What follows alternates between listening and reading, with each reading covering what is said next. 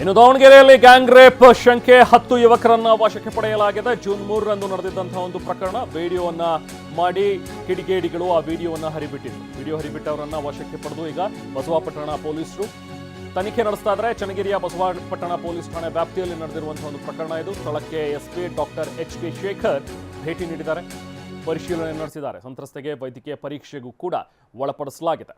ಒಬ್ಬ ಯುವತಿಯ ಮೇಲೆ ಗ್ಯಾಂಗ್ ರೇಪ್ ಮಾಡಿ ಅದನ್ನು ವಿಡಿಯೋ ಕೂಡ ಚಿತ್ರೀಕರಣ ಮಾಡಿ ನಂತರ ಆಕೆಗೆ ಬ್ಲ್ಯಾಕ್ ಮೇಲ್ ಮಾಡ್ತಾ ಇದ್ರು ಅನ್ನುವಂಥದ್ದು ಈಗ ಇವ್ರ ಮೇಲಿರುವಂತಹ ಆರೋಪ. ಜೊತೆಗೆ ಆಕೆ ಬ್ಲ್ಯಾಕ್ ಮೇಲ್ಗೆ ಸ್ಪಂದಿಸಲಿಲ್ಲ ಅನ್ನುವಂಥ ಒಂದು ಕಾರಣಕ್ಕೆ ಆ ವಿಡಿಯೋವನ್ನು ಸೋಷಿಯಲ್ ಮೀಡಿಯಾಗಳಲ್ಲಿ ಹರಿಬಿಟ್ಟಿದ್ರು ಅನ್ನುವಂಥದ್ರ ಬಗ್ಗೆ ಬಂದಂಥ ಮಾಹಿತಿ. ಅದನ್ನು ಆಧರಿಸಿ ಪೊಲೀಸರು ಪ್ರಕರಣವನ್ನು ದಾಖಲಿಸಿಕೊಂಡು ಈಗಾಗಲೇ 10 ಮಂದಿ ಯುವಕರನ್ನು ವಶಕ್ಕೆ ಪಡೆದಿದ್ದಾರೆ. ಸ್ಥಳದಿಂದ ನಾವು ಪ್ರತಿನಿಧಿ ಬಸವರಾಜ್ ನಮ್ಮ ಜೊತೆಗೆ ಸಂಪರ್ಕದಲ್ಲಿದ್ದಾರೆ, ಮಾತಾಡೋಣ. ಬಸವರಾಜ್, ಇದು ಜೂನ್ 3ಕ್ಕೆ ನಡೆದಂಥ ಒಂದು ಘಟನೆ, ಬಟ್ ತಡವಾಗಿ ಬೆಳಕಿಗೆ ಬಂದಿದೆ. ಹೇಗೆ ಗೊತ್ತಾಯ್ತಿದ್ದು? ಹಾಗೆ ಈ ಎಲ್ಲ ಯುವಕರನ್ನ ಈಗೇನು ಅರೆಸ್ಟ್ ಮಾಡಿದ್ದಾರೆ, ಏನು ತನಿಖೆ ಹಂತದಲ್ಲಿದೆ, ಯಾವ ರೀತಿಯಾಗಿ ಈಗ ತನಿಖೆ ಸಾಗ್ತಾ ಇದೆ, ಮತ್ತಷ್ಟು ಡೀಟೇಲ್ಸ್ ಇದ್ರ ಬಗ್ಗೆ ಏನು ಲಭ್ಯವಾಗ್ತಾ ಇದೆ ಈಗ ಸದ್ಯಕ್ಕೆ ಬಸವರಾಜ್?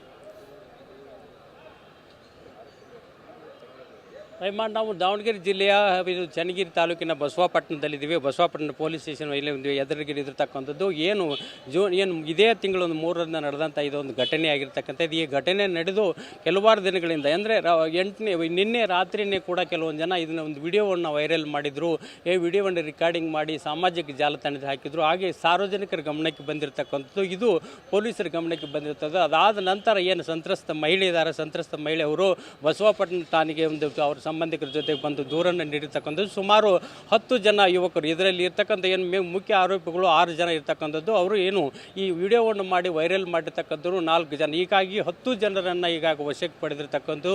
ಇದು ಒಂದು ಗ್ಯಾಂಗ್ ರೇಪದ ಶಂಕೆ ವ್ಯಕ್ತ ಆಗ್ತಾ ಇದೆ. ತನಿಖಾ ಹಂತದಲ್ಲಿ ಈಗಾಗಲೇ ಜಿಲ್ಲಾ ಪೊಲೀಸ್ ವರಿಷ್ಠಾಧಿಕಾರಿಗಳಾದ TV9ಗೆ ಒಂದು ಮಾಹಿತಿಯನ್ನು ನೀಡಿರ್ತಕ್ಕಂಥದ್ದು. ಏನು ಈಗಾಗಲೇ ಏನು ಅವರು ತೆಗೆದುಕೊಟ್ಟಿದ್ದ ಏನು ಯುವಕರಿದ್ದಾರೆ, ಆ ಯುವಕರನ್ನು ವಶಕ್ಕೆ ಪಡೆದು ಈಗ ವಿಚಾರಣೆಯನ್ನು ಮಾಡಲಾಗ್ತಿದೆ. ಜೊತೆಗೆ ಸಂತ್ರಸ್ತ ಮಹಿಳೆಗೆ ಕೂಡ ವೈದ್ಯಕೀಯ ಪರೀಕ್ಷೆಯನ್ನು ಮಾಡಲಾಗ್ತಿದೆ. ಇದಾದ ನಂತರ ಏನು ನಿಜವಾದ ನಡೆದಂಥ ಘಟನೆ ಏನು ಎಂಬತಕ್ಕಂಥ ತನಿಖೆಯಿಂದ ಸ್ಪಷ್ಟವಾಗಬೇಕಾಗಿದೆ. 6 ಜನ ಯುವಕರೇನು ಪ್ರಮುಖ ಆರೋಪಿಗಳಿದ್ದಾರೆ, ಅವ್ರನ್ನೂ ಕೂಡ ವೈದ್ಯಕೀಯ ಪರೀಕ್ಷೆ ಮಾಡ್ತಕ್ಕಂಥದ್ದು.